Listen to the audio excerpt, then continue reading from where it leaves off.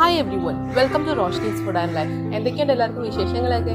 സുഖമായിട്ടിരിക്കുന്നു എല്ലാവരും. അപ്പോൾ ഇവിടെയും ഞങ്ങൾ സുഖമായിട്ടിരിക്കുന്നു, കുഴപ്പമൊന്നുമില്ല, ഹാപ്പിയാണ്. അപ്പോൾ ഇന്നത്തെ നമ്മുടെ റെസിപ്പി വേറൊന്നുമല്ല, ഒരു ഈസി ബീഫ് കറിയായിട്ടാണ് എത്തിയിരിക്കുന്നത്. പ്രത്യേകിച്ച് ബാച്ചിലേഴ്സിനൊക്കെ ഒരുപാട് ഇഷ്ടപ്പെടുന്ന രീതിയിലാണ്. അതുമാത്രമല്ല വേഗം ഉണ്ടാക്കാനും പറ്റും, വളരെ ഈസി ആയിട്ട് ഉണ്ടാക്കാൻ പറ്റുന്ന രീതിയാണ്.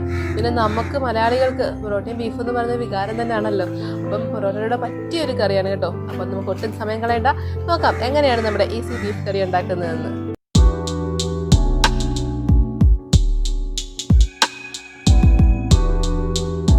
അപ്പോൾ നമ്മുടെ ബീഫ് കറിക്കുള്ള ഇൻഗ്രീഡിയൻസ് ഒക്കെ ഞാനിവിടെ റെഡിയാക്കി വെച്ചിട്ടുണ്ട്. അപ്പോൾ നമുക്ക് എന്തൊക്കെയാണെന്ന് നോക്കിയാലോ.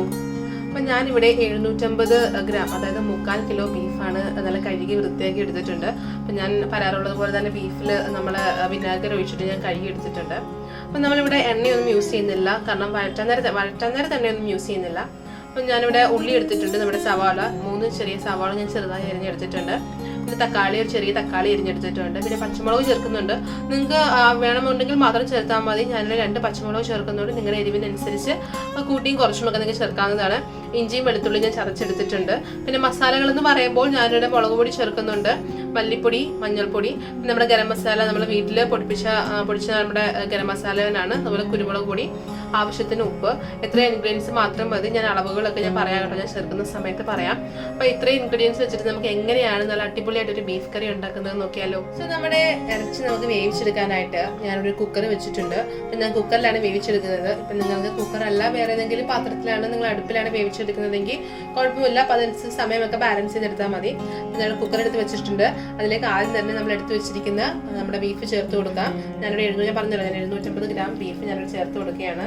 ഇനി ഇതിലേക്ക് നമ്മൾ എടുത്ത് വെച്ചിരിക്കുന്ന നമ്മുടെ ഇഞ്ചിയും വെളുത്തുള്ളിയും ചതച്ച് വെച്ചിട്ടില്ലേ, അത് നമുക്ക് ചേർത്ത് കൊടുക്കാം. ഇനി നമുക്ക് നമ്മൾ എടുത്ത് വെച്ചിരിക്കുന്ന കറിവേപ്പില ചേർത്ത് കൊടുക്കാം.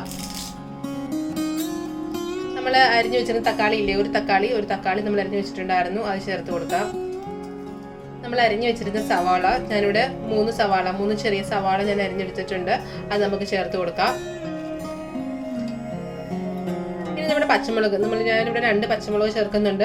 നിങ്ങളുടെ എരിവിനനുസരിച്ച് നിങ്ങൾ ചേർത്തോളാം. ഞാനിപ്പോൾ 2 ചേർത്തുള്ളൂ. അതിൽ കൂടുതൽ ചേർക്കണമെന്ന് ആഗ്രഹമുള്ളവരാണെങ്കിൽ അത് ചേർത്ത് കൊടുക്കാം. ഇനിയാണ് നമ്മുടെ മസാലപ്പൊടികളൊക്കെ നമ്മൾ ചേർക്കാൻ പോകുന്നത്. അപ്പോൾ മസാലപ്പൊടികളൊക്കെ ചേർത്ത് കൊടുക്കാം.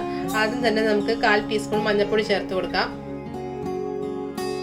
ഇനി നമുക്ക് ഇതിലേക്ക് മല്ലിപ്പൊടി ചേർത്ത് കൊടുക്കാം. 1.5 ടേബിൾ സ്പൂൺ മല്ലിപ്പൊടിയാണ് ചേർത്ത് കൊടുക്കുന്നത്. മുളക് പൊടി എന്ന് പറയുമ്പോൾ ഞാനിവിടെ ചേർക്കുന്നത് 2 ടേബിൾ സ്പൂൺ മുളക് പൊടി ചേർക്കുന്നുണ്ട്. അപ്പം നിങ്ങളുടെ എരിവിനനുസരിച്ച് മുളക് പൊടിയൊക്കെ ബാലൻസ് ചെയ്തോണം കേട്ടോ. അപ്പം ഞാനിവിടെ 2 ടേബിൾ സ്പൂൺ മുളക് പൊടി ചേർത്ത് കൊടുക്കുന്നുണ്ട്.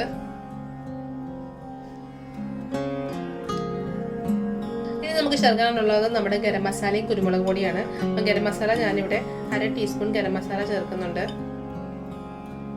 അതുപോലെ തന്നെ 1/2 ടീസ്പൂൺ നമ്മുടെ കുരുമുളക് പൊടിയും ചേർത്ത് കൊടുക്കുന്നുണ്ട്. ഇനി നമുക്കിതിലേക്ക് ആവശ്യത്തിന് ഉപ്പ് ചേർത്ത് കൊടുക്കാം.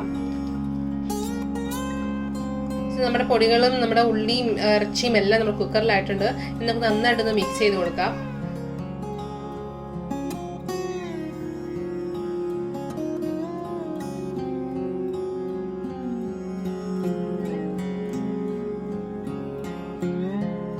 നമ്മുടെ ഇറച്ചി, നമ്മുടെ ഉള്ളി, മസാലകളും എല്ലാം കൂടെ നന്നായിട്ട് മിക്സ് ചെയ്തിട്ടുണ്ട്. അപ്പം ശരിക്കും പറഞ്ഞു കഴിഞ്ഞാൽ നമ്മൾ കൈകൊണ്ട് മിക്സ് ചെയ്യുന്നതാണ് ഏറ്റവും ടേസ്റ്റ് കേട്ടോ. അപ്പം നമ്മുടെ ആ ഉള്ളിയുടെയും അതിൻ്റെയൊക്കെ ഒരു ജ്യൂസും എല്ലാം കൂടെ നന്നായിട്ട് കൂടെ ഇറങ്ങുന്നത് കൈകൊണ്ട് മിക്സ് ചെയ്യുമ്പോഴാണ്. അപ്പം ഞാനിവിടെ വീഡിയോ ചെയ്യുന്നത് കൊണ്ടാണ് കേട്ടോ ഞാനിവിടെ സ്പൂൺ കൊണ്ട് മിക്സ് ചെയ്ത് കാണിച്ചത്, ആർക്കെങ്കിലുമൊക്കെ ബുദ്ധിമുട്ടായാലോ എന്ന് കരുതിയിട്ട്. അപ്പം നിങ്ങൾ കഴിവതും കൈകൊണ്ട് തന്നെ ചെയ്യാൻ ആഗ്രഹിക്കപ്പെടുന്നവരും കൈകൊണ്ട് തന്നെ ചെയ്താൽ മതി കേട്ടോ. അപ്പം അതുപോലെ തന്നെ വെള്ളം ആഡ് ചെയ്ത് കൊടുക്കുമ്പോൾ ശ്രദ്ധിക്കണം. ഓരോരുത്തർ വാങ്ങുന്ന ബീഫിന്റെ വേവും വെള്ളത്തിന്റെ കണ്ടന്റൊക്കെ വ്യത്യാസമായിരിക്കും. അപ്പൊ അതനുസരിച്ച് വേണം നിങ്ങൾ വെള്ളം ആഡ് ചെയ്ത് കൊടുക്കാൻ. അപ്പം ചിലർക്ക് കൂടുതൽ വേണം, കുറച്ച് വേണം, അതൊക്കെ നിങ്ങൾ ബാലൻസ് ചെയ്തോണം. അപ്പൊ ഞാനിവിടെ കുറച്ച് വെള്ളം ആഡ് ചെയ്യുന്നുണ്ട്. എനിക്ക് ഒരുപാട് വെള്ളം വേണ്ട, അപ്പൊ കുറച്ച് വെള്ളം മതി. ഞാനിവിടെ ഒരു 1/4 കപ്പ് വെള്ളമാണ് ഒഴിച്ചു കൊടുക്കുന്നത്. അപ്പം ഞാനിവിടെ 1/4 കപ്പ് വെള്ളം ഒഴിച്ചു കൊടുത്തിട്ടുണ്ട്. അപ്പം ഞാനിവിടെ കുക്കറിലാണ് വേവിച്ചെടുക്കുന്നതെന്ന് പറഞ്ഞല്ലോ. അപ്പം നിങ്ങൾ ചട്ടിയിലൊക്കെ ആണെങ്കിൽ കുറച്ചുകൂടെ ടേസ്റ്റ് വെക്കും കേട്ടോ. അപ്പം നമുക്കിവിടെ അടുപ്പും അങ്ങനെ സൗകര്യങ്ങളില്ല, നമ്മൾ ഗ്യാസ് സ്റ്റൗവിൽ വേണം വെക്കാൻ. അപ്പം അതുകൊണ്ടാണ് കുക്കറിൽ വെക്കുന്നത്. അപ്പം അതുപോലെ തന്നെ വിസിൽ എന്ന് പറയുന്നത് നമ്മുടെ ഞാൻ പറയാം ഇറച്ചിയുടെ ഡിപ്പെൻഡ് ചെയ്തിരിക്കും. അപ്പം അത് പറയാൻ പറ്റത്തില്ല. അപ്പം ഞാനിവിടെ എന്തായാലും ഒരു 4 വിസിൽ അടിക്കുന്നുണ്ട്. അതിന് ശേഷമാണ് ഞാൻ നോക്കും എന്തോ ഇല്ലയോ നോക്കിയിട്ടാണ് ബാക്കി വിസിൽ അടിക്കണോ വേണ്ടോ തീരുമാനിക്കുന്നത്. അപ്പം അതൊക്കെ നിങ്ങളുടെ കയ്യിലാണ്. അപ്പം ഞാനിവിടെ നല്ല മിക്സ് ചെയ്തിട്ടുണ്ട്. ഇനിയൊരു പണിയില്ല, നമുക്ക് അടച്ചു വെച്ച് വേവിച്ചാൽ മാത്രം മതി.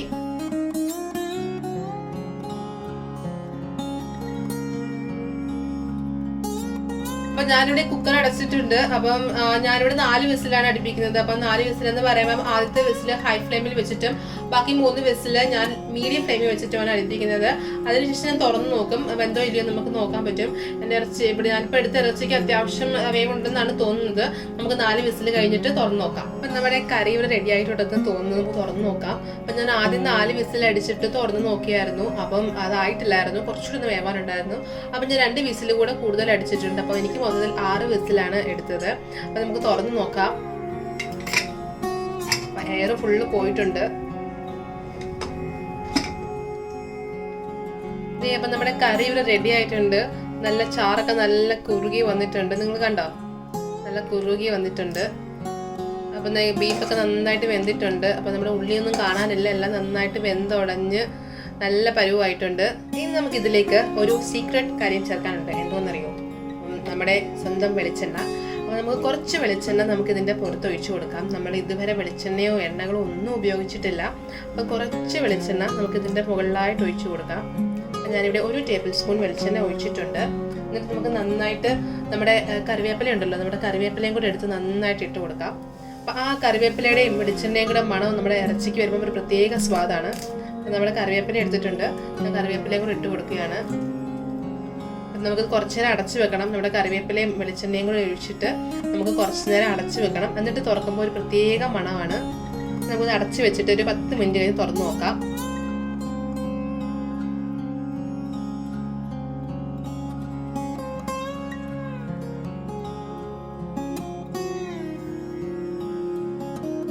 അപ്പോൾ ഇവിടെ 10 മിനിറ്റ് കഴിഞ്ഞ് ഞാൻ നമ്മുടെ കുക്കർ ഓപ്പൺ ചെയ്തിട്ടുണ്ട്. അപ്പം നല്ലൊരു മണം വരുന്നുണ്ട്.